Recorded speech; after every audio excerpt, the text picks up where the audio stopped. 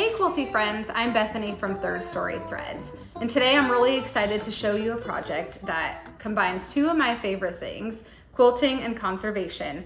It's also just in time for fall, so what we're gonna do is we're gonna hit the scrap bin, pull out some cute fabrics, and we are going to make a quilt block and add it to a denim jacket.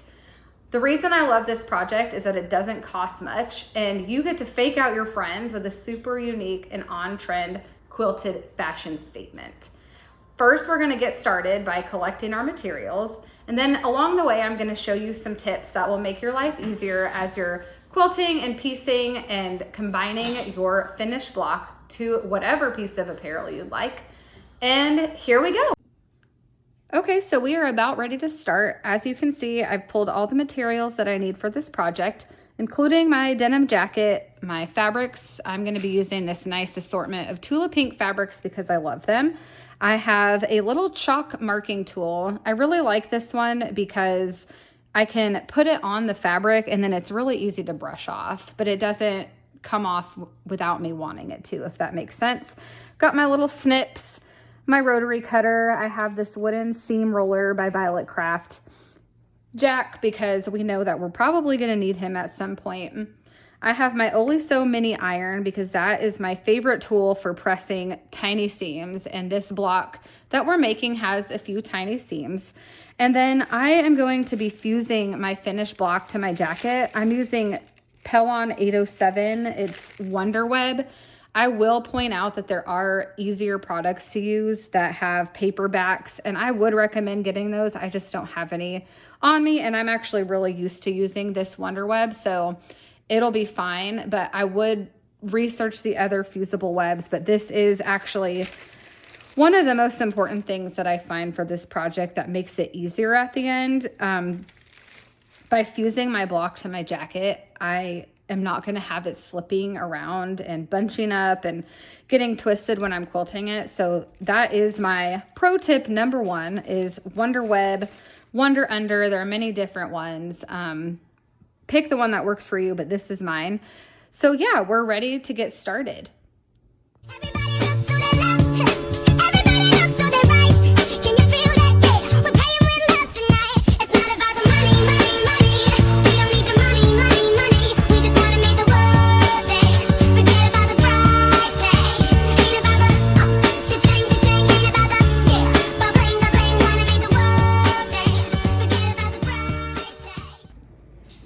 Okay, so now I have all my pieces cut. I'm about ready to sew, but first, like we all do for instant gratification, I'm gonna lay these out in the shape of my block, make sure that I like the shape, the colors, the layout, and the composition and everything, and then I will get to sewing.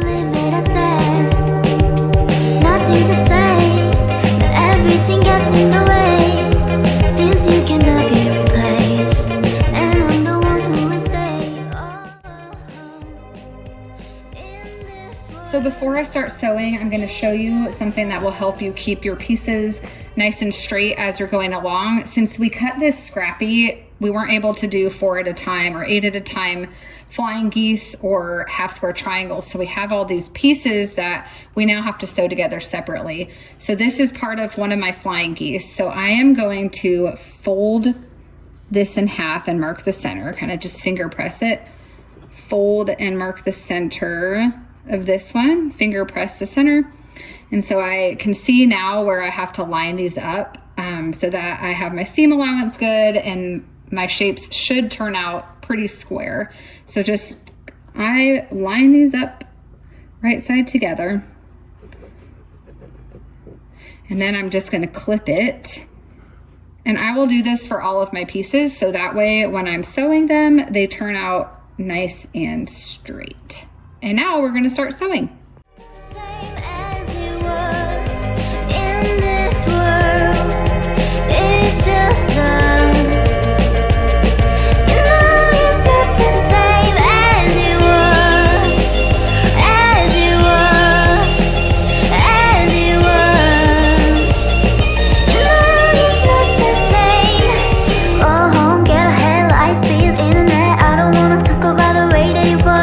Leave America, cookies.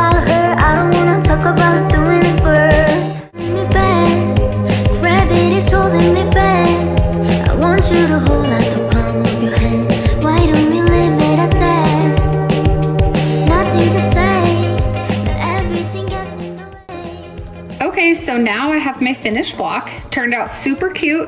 It's not perfect, but what block is? So what I've done is I did a victory lap around this block. I did a long basting stitch all the way around. This serves two functions. I'm going to use it to iron under my seam allowance, and it also helps keep all of my seams along the side secured, so that way we don't have any popping open seams or shifting or anything like that. So now I'm going to press the edges underneath, and then we will do the next step.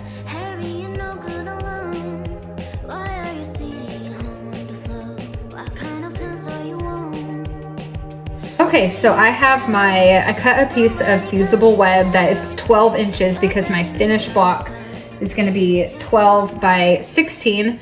So I have lined up the edge of this with the chalk mark line that I put earlier, and I'm now going to lay my block out. So it's not an exact science, which is good. So I am going to put my piece right here. I'm going to get this lined up on the center. And the good thing about this webbing is that I'm gonna iron everything, but if I have some sticking out, it's okay because I can cut it or rip it off at the end.